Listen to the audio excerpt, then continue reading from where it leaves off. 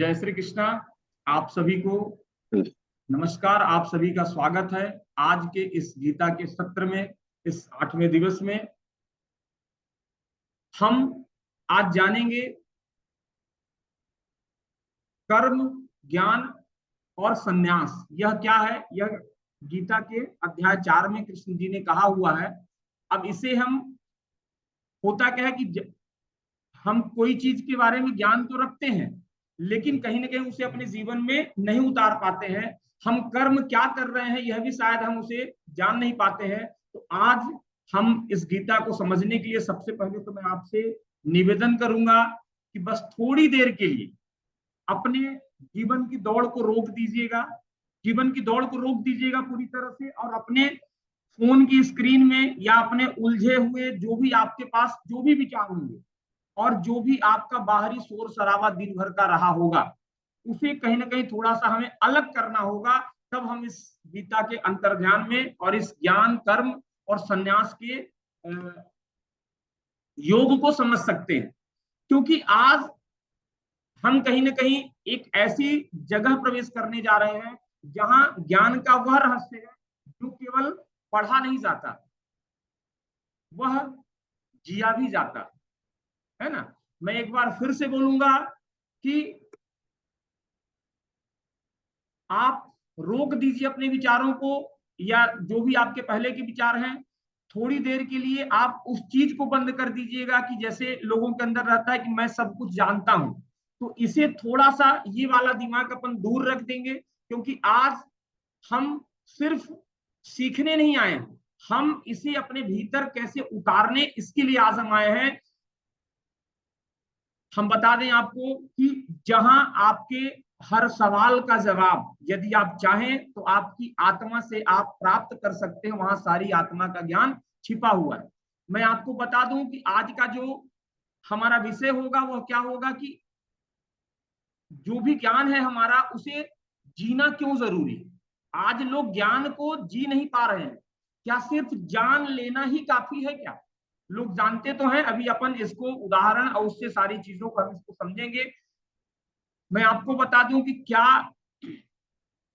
हम सच में बदलने के लिए हमें आज की डेट में कोई बाहरी गुरु की आवश्यकता है, या हमारे अंदर ही के भीतर हम एक दीपक जला लें जिसे हम ज्ञान का दीपक कहते हैं और उससे भी हमारा कार्य हो सकता है। आज इन सारी उलझनों को, इन सारे चीजों को आज हम देखेंगे और इस पर हम चर्चा करेंगे।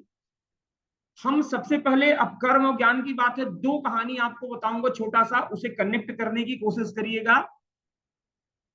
एक बूढ़ा व्यक्ति जो सरकारी नौकरी में है, वह सुबह से शाम तक, सुबह 9 बजे से लेकर और शाम के 6 बजे तक वह अपनी नौकरी करता है, और पूरी 60 साल नौकरी करने के बाद जब वह बूढ़ा होकर रिटायर हो जाता है और वह कहता है अब मैं क्या करूं, अब तो मेरा कर्तव्य खत्म हो गया, अब तो मेरा कर्म खत्म हो गया। आप समझिएगा, वह केवल उसी को कर्म समझ रहा है। यहां हम समझेंगे कि यही हमारी मानसिक गलती है। हम अपने कर्तव्यों को ही कर्म समझ बैठते हैं, हम अपने कर्तव्यों को ही कर्म समझ बैठते हैं और कर्म को ही जीवन समझ बैठते हैं। जबकि यहाँ गीता क्या कहती है वह मैं आपको बताना चाहूंगा। गीता कहती है कि जब तक यह शरीर है, जब तक यह शरीर है तब तक उसमें आत्मा है, और जब तक आपकी आत्मा है तब तक यह कर्म है, तब तक यह कर्म है। न कि 60 साल रिटायर होने के बाद यह कर्म खत्म नहीं हो सकता है। स्वागत है रंजीत भाई आपका।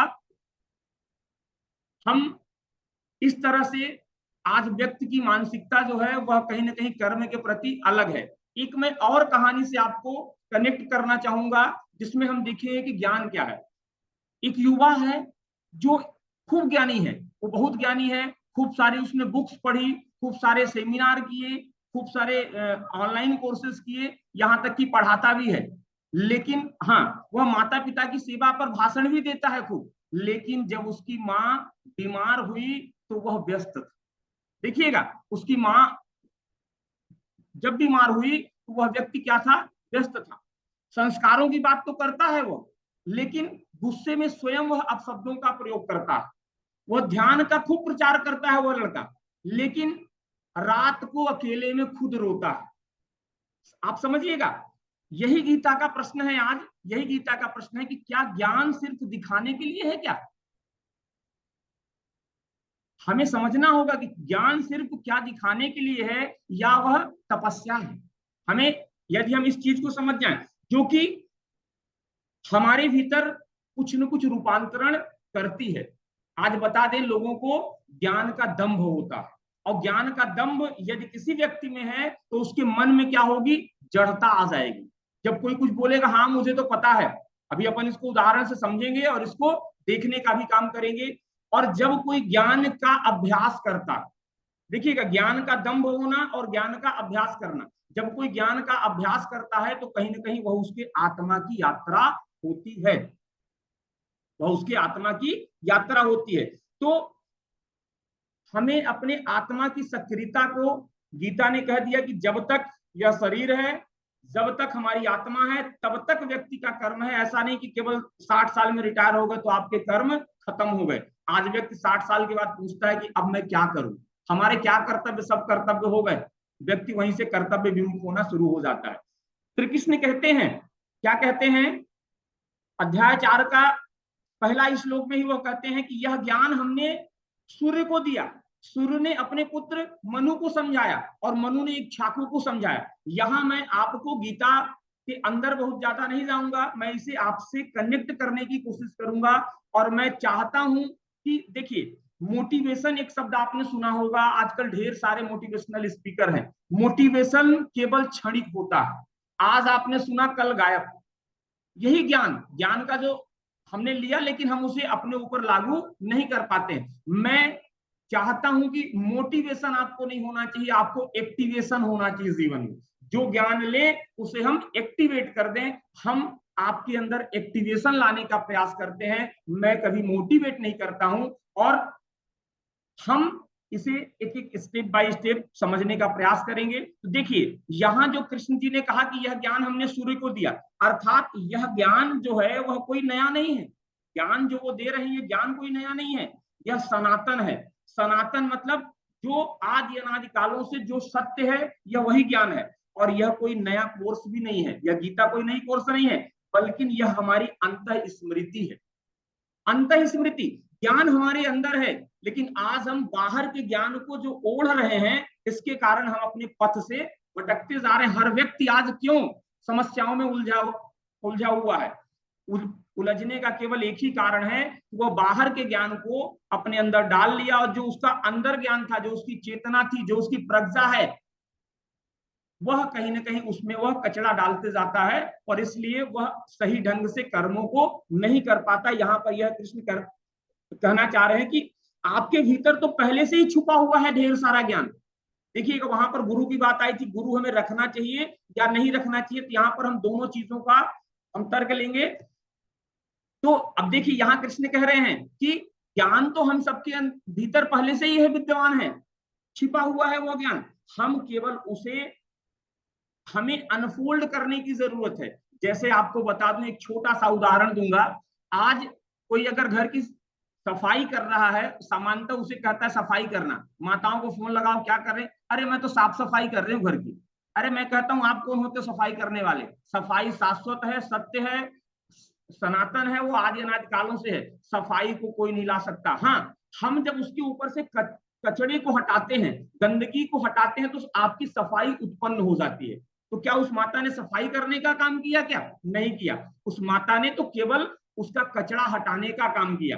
तो कहने का तात्पर्य है कि हमें अपने ज्ञान को आज उभारने की जरूरत है। और कृष्ण आगे कहते हैं एक श्लोक में कि एवं परंपरा प्राप्तम इमम राजर्षयो विदु, अर्थात ये जो ज्ञान है यह हमें परंपरा से मिलता है। कहां से मिलता है? ज्ञान हमें परंपरा से मिलता है, यह केवल किताबों से नहीं मिलता। आज हम खुद उलझे हुए हैं और अपने बच्चों को उलझा के रखे हैं किताबों के ज्ञान के पीछे, और वो भी कैसी किताबें जिसका हमारे जीवन में कोई उपयोग नहीं है। 10% अगर कहें अपन, ज्यादा से ज्यादा मैक्स टू मैक्स 20% उपयोगिता है। साइंस क्या है? साइंस बच्चा जान, वो पहले से आविष्कारित है। बच्चा क्या करने आया है? हमने जो चीजें पहले से उनको उसके ऊपर लाद दिया। आज आज बच्चे का क्यों सर्वांगीण विकास नहीं हो पा रहा है? यह सारी चीजों को सोचने की जरूरत है। आज हम छोटे छोटे बच्चों से पूछ लें कि बेटा कोई ऐसी 10 चीजों के नाम बता दिया या अपने 10 गुण बता दो, कोई वह नहीं बता सकता आज का बच्चा। तो कारण यही है, यह ज्ञान जो है आपका परंपरा से मिलता है, यह केवल किताबों से नहीं मिलता होगा।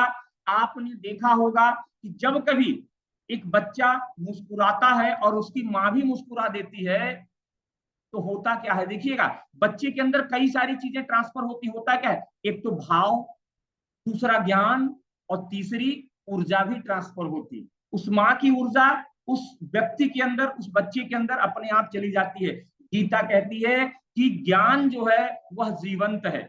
जब आप किसी सज्जन के पास जाते हैं, अब देखिएगा यहाँ पर गुरु होना चाहिए या नहीं होना चाहिए, आप यहाँ से आप समझिएगा। जब हम किसी सज्जन के पास जाते हैं, किसी योगी के पास जाते हैं या किसी गुरु से जुड़ते हैं, तो वह सिर्फ हमें शब्दों का ज्ञान नहीं देता, उससे हमें ऊर्जा भी प्राप्त होती है। लेकिन वह सदगुरु होना चाहिए, वह सच्चा गुरु होना चाहिए। ऐसा नहीं कि सुनी सुनाई बातों को लाके आज हमारे ऊपर थोप दिया। गीता न जाने हम कितने सालों से सुनते आ रहे हैं, लेकिन फिर भी अगर आज मनुष्य परेशान है, जबकि गीता में मनुष्य के जीवन की सारी समस्याओं का समाधान छिपा हुआ है, फिर भी मनुष्य परेशान है, फिर भी मनुष्य आज परेशान है। तो उसका कारण कहीं ना कहीं यही है। कृष्ण जी का एक श्लोक हम और स्मरण करेंगे, अध्याय 4 के 7वें और 8वें श्लोक में, यदा यदा ही धर्मस्य, ये श्लोक लगभग सभी को याद होगा और सभी को पता होगा। और यहां पर हम यही समझते हैं कि जब जब धर्म की हानि होती है तब तब कृष्ण जी आ जाते हैं धर्म को बचाने के लिए। यहाँ कृष्ण स्वयं कहते हैं कि धर्म का मतलब यह नहीं, जब व्यक्ति अपने कर्म पथ से अलग हो जाता है, अर्थात वह अधर्म के मार्ग पर चला जाता है, तब हम वहां पर विद्यमान हो जाते हैं। कहने का मतलब कि आपके भीतर ही श्री कृष्ण का जन्म होता है, आपके भीतर ही श्री कृष्ण का जन्म होता है। और जब आप सत्य और कर्म के पथ पर पुनः लौटाने के लिए आपको कृष्ण का जन्म आपके भीतर होता है। हम सबके अंदर कृष्ण क्या है, दृष्टा, हमने पहले अध्याय में देखा था। हम सबके अंदर यदि हम दृष्टा के रूप में उन्हें देखें तो वह हमारे दृष्टा के रूप में है। 9वें श्लोक में क्या कहा है कि जन्म कर्म चमे दिव्यम, जन्म कर्म चमे दिव्यम, अर्थात जो मेरे दिव्य कर्मों को जान लेता है वह इस जन्म और मरण से मुक्त हो जाता है। अब इसका हमारे जीवन में क्या उपयोग है, इसे मैं आपको समझाना चाहूंगा। इसका मतलब यह है कि जब आप यह जान लेते हैं कि हर कर्म में हमारे आत्मा का एक उद्देश्य होता है, हर कर्म में हम जितने भी कर्म करते हैं आत्मा का उद्देश्य, हम सांस ले रहे हैं तो हमारी आत्मा का उद्देश्य है कि इस शरीर को जिंदा रखना, इसलिए सांसें हमारी चल रही। हर कर्म में हमारी एक आत्मा का उद्देश्य होता है जो हमारे जीवन को बदलता है, जिससे हमारा जीवन पूरी तरह से बदल जाता है।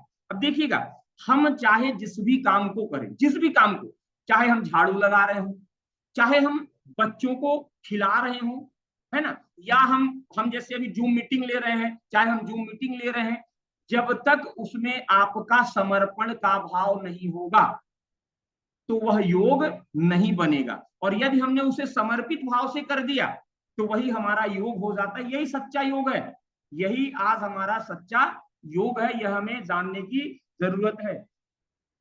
श्री कृष्ण आगे और कहते हैं, क्या कहते हैं कि हमने क्या है, गुण और कर्मों के आधार पर, गुण और कर्मों के आधार पर, आपने सुना होगा ब्राह्मण क्षत्रिय वैश्य शूद्र, यह कोई जातियां नहीं है, यह गुण और कर्मों के आधार पर इन्हें बांटा गया है। अर्थात हर इंसान के अंदर एक अपनी विशेषता होती है, वह विशेषता ही उसका गुण कहलाता है। आज आप पूछ लो किसी बच्चे से या खुद से पूछ कर देखना कि मेरे अंदर कितनी विशेषताएं हैं, तो शायद आपके हाथ कपने लगेंगे। यदि कोई खुले मंच में पूछ ले कि रंजीत भाई आप 10 विशेषता बता दीजिए अपनी, तो शायद हम उसे न बता पाए। लेकिन अगर कोई आपसे कमियों को पूछेगा तो आप अवश्य बता पाएंगे। कमियां तो हम 1000 गिना देंगे, लेकिन अगर अपनी ही विशेषता को बताने में हम नहीं बता पाते, क्योंकि हम अपने ऊपर विश्वास ही नहीं करते ना। आज हम बाहर की दुनिया में पूरी तरह से जीते हैं, लोगों को देखकर उन्हीं का अनुकरण करके और वैसा ही जीवन जीना चाहते हैं, हम अपनी आत्मा की नहीं सुनते। आप देखिएगा हर व्यक्ति का यहाँ चेहरा ही क्यों अलग है। यदि 2 लोगों के हाथ की फोटो खींच के यदि हम किसी से पूछे कि बताओ यह किसका हाथ है, कोई नहीं बता पाएगा। कानों की फोटो कोई नहीं बता पाएगा, लेकिन चेहरा ही क्यों अलग है? इसलिए चेहरा अलग है कि हर व्यक्ति के अंदर एक अलग आत्मा है, और हर व्यक्ति से अलग काम करवाने के उद्देश्य से ईश्वर ने उस व्यक्ति को इस धरती पर भेजा है। लेकिन आज हम तो नकलची बंदर, हम बस जो देखते हैं उसी में हम भी संलिप्त हो जाते हैं, हम भी अपनी कामना जगा लेते हैं, हम भी अपने लोभ, हम भी अपनी लालसाओं को उत्पन्न कर लेते हैं, और अपने स्वार्थ की सिद्धि के लिए हम अपने कर्म पथ से भटक जाते हैं, और इसलिए हमें ढेर सारी समस्याओं का सामना करना पड़ता है। अर्थात श्री कृष्ण क्या कहते हैं कि यहां तो उन्होंने बोला कि हर इंसान के अंदर एक विशेषता है। क्या क्या विशेषता है देखिएगा इंसान के अंदर? इंसान के अंदर क्या क्या विशेषता है? कोई शिक्षक है, कोई, अब किसी के अंदर शिक्षक के गुण है, किसी के अंदर योद्धा के गुण है, कोई छत्री है। अब यहाँ छत्री जात से मतलब नहीं, उसके अंदर पहले से इनबिल्ट होता है, वह उसके अंदर योद्धा के गुण होंगे, किसी के अंदर व्यापारी के गुण होगा, और किसी के अंदर साधक का गुण होगा, जिसे हम शूद्र की उपाधि देते हैं। साधक है वो यदि समाज में न हो तो यह तीनों विकलांग हैं, वो साधक है। तो यह तीनों गुण, अब देखेंगे हम यहाँ पर क्या गलत मार्ग और क्या सही मार्ग। यदि हम जब अपने गुण के विरुद्ध किसी कर्म को करते हैं, जब भी हम गुण के विरुद्ध किसी कर्म को करेंगे, वह हमारा गलत कर्म होगा। जैसे यदि मेरे अंदर ऐसा लगता है कि मैं शिक्षा दे सकता हूं, या मैं किसी के जीवन में परिवर्तन ला सकता हूं, मैंने जो ज्ञान अर्जित किया उसे मैं बांट सकता हूं, तो मुझे यही कार्य करना उचित होगा।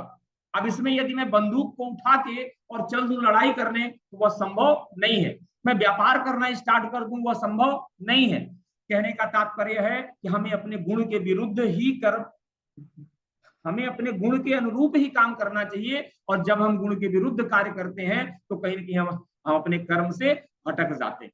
अब सही मार्ग क्या है ना? सही मार्ग क्या है यह भी जानना जरूरी है। तो जब हमारा ज्ञान हमारे कर्म से जुड़ जाता है, इसी को कृष्ण ने बोला है ज्ञान कर्म योग। जब हमारा ज्ञान कर्म से जुड़ जाता है, अभी मैं कुछ उदाहरण दूंगा तब आप लोग इसे कनेक्ट कर पाएंगे। जब हमारा ज्ञान हमारे कर्म से जुड़ जाता है, यही हमारा क्या है? ज्ञान कर्म का हमारा योग है। ठीक है। अब ज्ञान लेना, आजकल लोग ज्ञान खूब लेते हैं, ज्ञान लेना और उसे जीवन में लागू न कर पाना। समझिएगा, ज्ञान खूब लेते हैं लेकिन जीवन में लागू नहीं कर पाते। इसका मतलब क्या हुआ? इसका मतलब यह हुआ कि आत्मा को हमने प्यासा ही छोड़ दिया। आत्मा को प्यासा ही तो हमने छोड़ दिया, ज्ञान लिया लेकिन उसका कोई उपयोग हमने नहीं कर पाया। कर्म करना क्या? कर्म करना और उसकी गहराई को हम नहीं समझ पा रहे। हम कर्म कर रहे हैं लेकिन उसकी गहराई को नहीं समझ पा रहे हैं। जब या आप किसी भी कर्म को करेंगे और उसकी गहराई में नहीं उतर पाएंगे तो होगा क्या? आपके अंदर एक थकावट आएगी। आज हम कहते हैं ना, सुबह से शाम तक ड्यूटी से आए, अरे आज बहुत थक गए, जबकि सत्य तो यह है कि ये शरीर तो ढांचा, ये कहाँ थकेगा? ये कभी नहीं थकता। हम अपने मन से थक जाते हैं, मन को, जबकि आत्मा कहां से थकेगी? दिन रात काम करते रहो। हाँ, शरीर है, उसमें दर्द पीड़ा वह सारी चीजें आती हैं, लेकिन हम थक नहीं सकते हैं। व्यक्ति इसलिए थक जाता है क्योंकि वह अपने आप को मशीन के जैसा मान लेता है। क्यों? क्योंकि वह उसकी गहराई में नहीं जा पाता। आज मैं आपसे पूछता हूं, हम किसी भी कार्य को करते हैं, यदि देखिएगा, क्या हम उसे खुश होने के लिए करते हैं या खुशी मन से करते हैं? यदि किसी कार्य को खुश होने के लिए हम कर रहे हैं तो वह कार्य अच्छा होगा, या किसी कार्य को खुशी मन से कर रहे हैं वह कार्य अच्छा होगा? विचार करिएगा। आज लोग खुशी होने के लिए कार्य कर रहे हैं लेकिन खुशी मन से नहीं कर रहे हैं। जब हम किसी कार्य को खुशी मन से नहीं करते हैं तो वह कार्य कहां होगा? अर्थात हम उस कार्य की गहराई तक पहुंच ही नहीं पा रहे हैं। यहां गहराई का तात्पर्य यह है, हमें किसी भी कार्य को करने के लिए उसमें खुशी की आवश्यकता है, हमें उसमें समर्पण की आवश्यकता है। यही ज्ञान और कर्म का योग है। जब हम किसी कार्य को मन से करना स्टार्ट कर देते हैं, वही समर्पण है, वही संन्यास है, और वही असली योग है। अब हम कुछ उदाहरणों को यहां पर देखेंगे। एक उदाहरण मैं आप सामने प्रस्तुत करता हूं कि कोई व्यक्ति जो है वह प्रवचन तो खूब सुनता है, लेकिन वह अपने जीवन से गुस्सा को नहीं खत्म कर पाता। जबकि हर प्रवचन में कहा जाता है कि गुस्सा नहीं करना है, क्रोध नहीं करना है, क्रोध एक माचिस के जैसा है। क्रोध दूसरों को तो जलाता है, लेकिन दूसरों को जलाने के पहले अपना अस्तित्व खत्म कर देता है, वही है क्रोध। यही यहां पर आप उदाहरण से समझिएगा कि व्यक्ति ने प्रवचन सुना, लेकिन कहीं ना कहीं उसे अपने जीवन में नहीं उतार पाया, गुस्सा खुद हो रहा है। कोई एक व्यक्ति है, देखिएगा अब यहां पर गहराई को समझिएगा, कैसे व्यक्ति गहराई नहीं उतर पाता। अब सुबह उठ के उसने 5 बजे उठा तो बाकी अच्छा काम किया, 1 नंबर, उसने योगा भी किया, लेकिन ध्यान नहीं किया, ध्यान नहीं किया। अब ध्यान नहीं किया तो वह उसका योग भी कहीं ना कहीं वह अधूरा रह गया। गीता कहती है, गीता क्या कहती है कि ज्ञान व कर्म जब एक हो जाएं, जब कभी भी ज्ञान और कर्म एक हो जाएंगे, तभी आपकी सच्ची आत्मा आपके सामने प्रकट होगी, तभी आपके सामने सच्ची आत्मा प्रकट होगी। कृष्ण जी ने इस अध्याय में समझाया भी है कि मनुष्य भटकता क्यों है, मनुष्य किसी भी कार्य से, अपने पथ से कैसे भटकता है। जब मनुष्य अपने अंतःकरण के विपरीत चल देता है, तब वह व्यक्ति भटक जाता है। अंतःकरण बोले तो अपनी आत्मा से अलग जब व्यक्ति चल देता है, तो वह पक्की बात है कि वह भटकेगा ही भटकेगा, भटकेगा ही भटकेगा। हम यहाँ पर कुछ और उदाहरण से आपको जोड़ने का प्रयास करेंगे, आप अपने आप को आत्ममंथन भी करने का प्रयास करिएगा। मैं सब जानता हूं पर करता क्यों नहीं हूं। देखिएगा आज हर व्यक्ति, अगर मैं बोलूं कि ज्ञान की कमी, तो ज्ञान की कमी आज किसी के पास नहीं है, लेकिन वह फिर भी क्यों परेशान है, क्यों वह भटक रहा है, तो उसका कारण मैं यहाँ पर जानूंगा। मैं सब जानता हूं पर करता कुछ नहीं हूं, क्यों नहीं करता हूं यह नहीं पता। देखिएगा हमें पता है कि गुस्सा नहीं करना चाहिए, सबको पता है, फिर भी हम गुस्सा करते हैं, क्यों करते हैं। अनुराग भाई स्वागत है आपका। सब लोग जानते हैं कि सुबह जल्दी उठना अच्छा है, हर व्यक्ति जानता है कि सुबह जल्दी उठना अच्छा है, लेकिन फिर भी हम सोते ही रहते, नहीं उठते। हम जानते हैं कि बच्चों को फोन से दूर रखना चाहिए, लेकिन खुद सबसे पहले हम मोबाइल में घुस जाएंगे। जैसे ही सुबेरा होगा, आप अमल करिएगा, सबसे पहले हम लोग मोबाइल ही उठाते होंगे, और हम चाहते हैं कि हमारे बच्चे दूर रहे। कैसे संभव है, संभव नहीं है। यहां गीता कहती है, क्या कहती है कि ज्ञान तब तक आपका बोझ है, आपका ज्ञान तब तक आपके लिए बोझ है जब तक वह कर्म में न उतर जाए। यदि हमने किसी भी ज्ञान को अपने कर्म में उतार दिया, तो वह हमारा ज्ञान कैसा होगा, वह हमारा बोझ नहीं होगा। और यदि हम अपने ज्ञान को कर्म में नहीं उतार पा रहे हैं, तब तक वह हमारा ज्ञान बोझ है। रामभान जी आपका स्वागत है। शुद्ध ज्ञान क्या है, शुद्ध ज्ञान वही है जो जीवन में उतरकर आपके जीवन में क्रांति ला दे। शुद्ध ज्ञान वही है, असली ज्ञान वही है जो आपके जीवन में उतरे और आपके जीवन में क्रांति लाने का काम करे। हम 2 मिनट का एक ध्यान करेंगे, और ध्यान के माध्यम से हम सब देखेंगे कि मैं कर रहा हूं, लेकिन क्यों मैं नहीं जानता हूं। मैं सारी चीजों को करता हूं, लेकिन जानता क्यों नहीं हूं, इसे हम धीरे से जानने का प्रयास करेंगे। और इसके लिए हम अपनी कमर गर्दन को सीधा कर लें, 1 मिनट के ध्यान में चलेंगे। आप सबसे मैं अनुरोध करूंगा कि ध्यान में हम चलने की कोशिश करें। धीरे से अपनी आंखों को बंद करेंगे, गहरी लंबी सांस भरेंगे। हम जैसे ही अपने अंदर सांसों को भरते हैं, हम महसूस करें कि हमारे अंदर एक सकारात्मक ऊर्जा प्रवेश कर रही है, एक ज्ञान की ऊर्जा प्रवेश कर रही है। और जैसे ही हम अपनी सांसों को बाहर निकालते हैं, हमारे अंदर का तनाव, हमारे अंदर का कचरा, हमारे अंदर का ऐसा ज्ञान जो आज तक व्यर्थ पड़ा हुआ था, ऐसी नकारात्मक चीजें, वह सब सांसों के माध्यम से बाहर आ रही हैं, वह सब सांसों के माध्यम से बाहर आ रही हैं। आपके भीतर जो हजारों किताबों की गूंज है, महसूस करेंगे आप सभी, आप सबके भीतर हजारों किताबों की गूंज होगी। आज वह सारी गूंज चुप होते जा रही है, आज वह सारी गूंज चुप होते जा रही है। अब आप कल्पना कीजिए कि आप एक शांत नदी के किनारे हैं।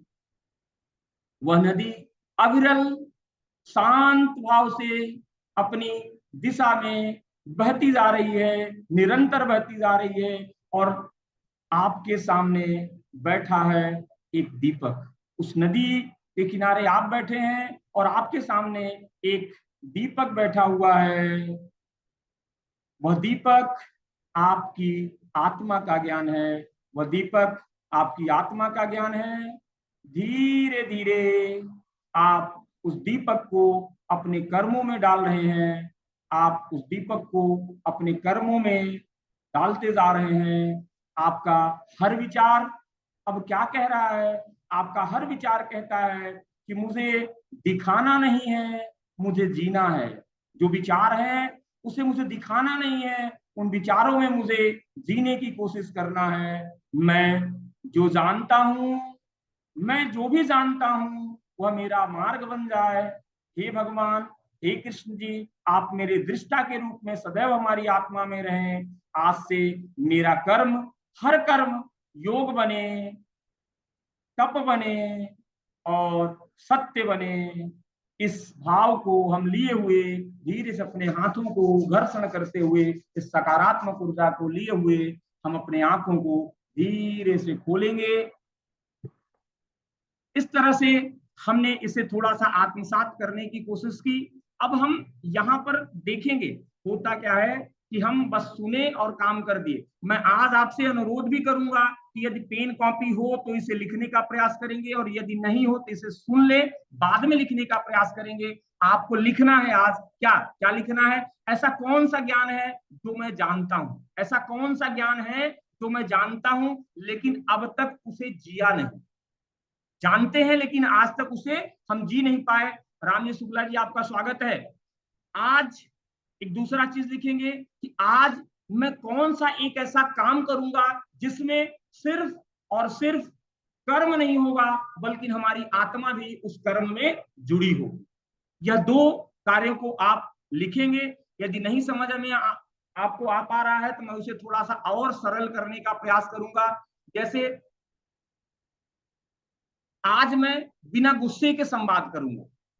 आप अपने आप में एक संकल्प लीजिए, देखिए कि आज मैं बिना गुस्से के संवाद करूंगा। आज मैं जो भी काम करूंगा उसमें मैं जानता हूं कि जागरूकता लाऊंगा। जो काम करूंगा, आज व्यक्ति बिना जाने काम करता जा रहा है, राम जी ने कर दिया तो हम भी करेंगे।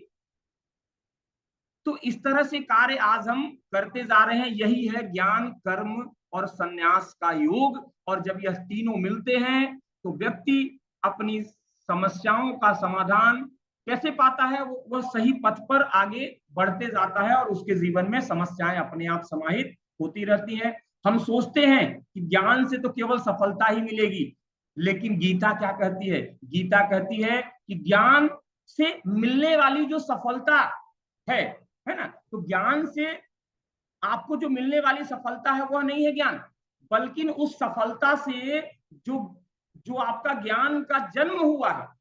आप समझिएगा, गीता क्या कहती है कि ज्ञान से जो आपको सफलता मिल रही है ना, वह आपका ज्ञान नहीं है।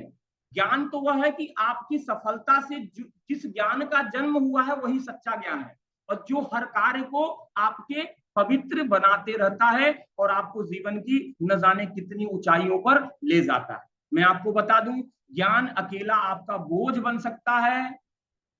बिल्कुल, ज्ञान आपका अकेला बोझ बन सकता है, और कर्म अकेला थकान बन सकता है। यदि अकेले ज्ञान रखोगे तो बोझ है, अकेला कर्म करोगे तो वह भी थकान है। लेकिन जब आप ज्ञान और कर्म दोनों को एक कर देते हो तो आत्मा आपकी मुस्कुरा उठती है, और जब हमारी आत्मा मुस्कुरा उठती है यानी वही आत्मज्ञान है, वही सच्चा ज्ञान है। और उसी कर्म पर यदि हम चलते हैं तो हम कभी भी अपने कर्म पथ से नहीं भटकते हैं, और हमारे जीवन में जो भी ऐसी समस्याएं आती हैं हम उनका समाधान स्वयं में पा सकते हैं। एक शब्द आपने सुना होगा, कृष्ण जी ने गीता में बड़ा सुंदर कहा है, ओम तत्सत। ओम तत्सत, इसका मतलब क्या हुआ? कृष्ण जी कहते हैं जो हुआ, जो है और जो भी होना चाहिए वही सत्य है। जो हुआ, जो है और जो होना चाहिए वही सत्य है और वही गीता है। जब तक कर्म में आपके ज्ञान का दीपक नहीं आप जला पाओगे तब तक आपकी आत्मा नहीं जा सकती है। मेरे भाइयों, मेरे साथियों, हमें अपने ज्ञान के दीपक को अपने कर्म के साथ जोड़ना होगा। आज हम आपसे एक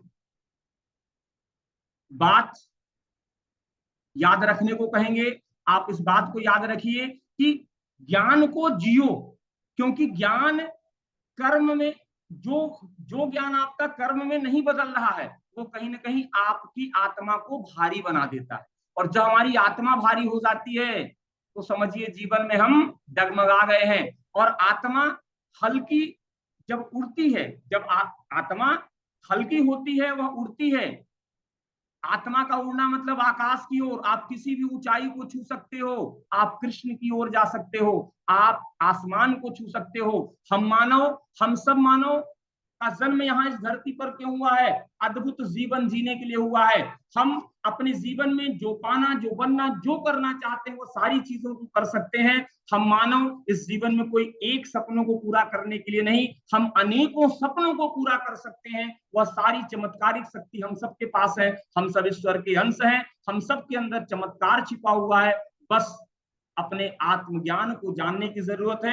हम सबके अंदर ज्ञान भरा हुआ है। सोचिए, नास्ट्रेडामस जैसे व्यक्ति 10,000 साल पहले और 10,000 साल बाद की भी भविष्यवाणी कर सकते हैं, तो हम आप क्यों नहीं? If one can do, everybody can do in his life. यह मेरा मानना है, यदि कोई एक कर सकता है तो हर एक कर सकता है। बस हमें अपनी शक्तियों को देखने की और पहचानने की आवश्यकता है। सारा ब्रह्मांड, सारा जो विश्व है, यह सब हम सबके मस्तिष्क में समाहित है।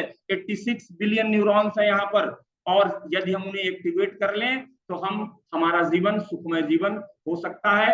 आज के लिए बस इतना ही। सभी को जय श्री कृष्णा। आप सभी आए, आप सभी ने इतने देर से सुना, ध्यान से सुना, इस ज्ञान और कर्म के योग को समझा। आप सभी का मैं हृदय की गहराई से धन्यवाद करता हूं। आप सभी का दिन शुभ हो, आप सबके जीवन में सफलता आए, सुख आए, शांति आए, ढेर सारी खुशी आए। जय श्री कृष्णा। कल हम फिर अगले सत्र में आप सबसे मिलेंगे।